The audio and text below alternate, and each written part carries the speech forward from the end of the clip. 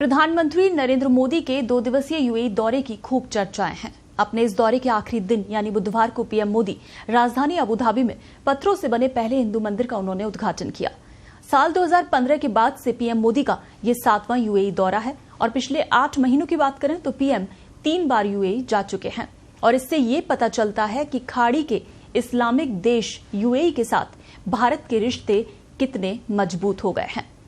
भारत की विदेश नीति की इस सफलता पर पाकिस्तान के पूर्व राजनयिक और भारत में पाकिस्तान के पूर्व उच्चायुक्त अब्दुल बासित ने कहा कि पाकिस्तान को भारत की मजबूत होती विदेश नीति पर नजर रखनी होगी और ऐसी कोशिश करनी होगी जिससे भारत को फायदा न मिले।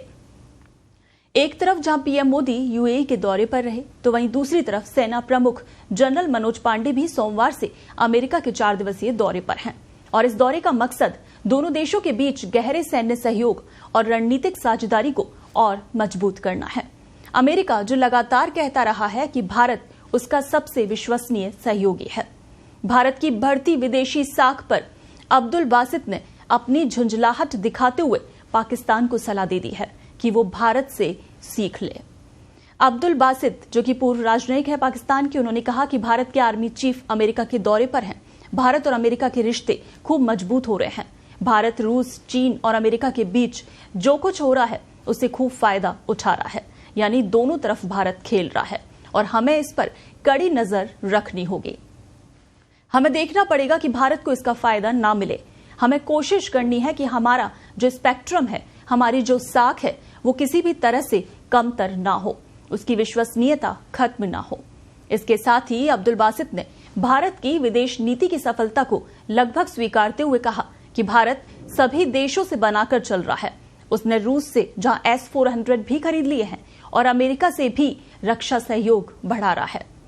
इसके अलावा उन्होंने कहा कि इन सब की वजह से हमारे लिए यानी पाकिस्तान के लिए काफी मुश्किलें पैदा हो गई हैं, लेकिन हम देश के अंदर ही उलझ कर रह गए हैं। हम कमजोर हो गए हैं, चाहे आर्थिक रूप से हो या फिर राजनीतिक रूप से।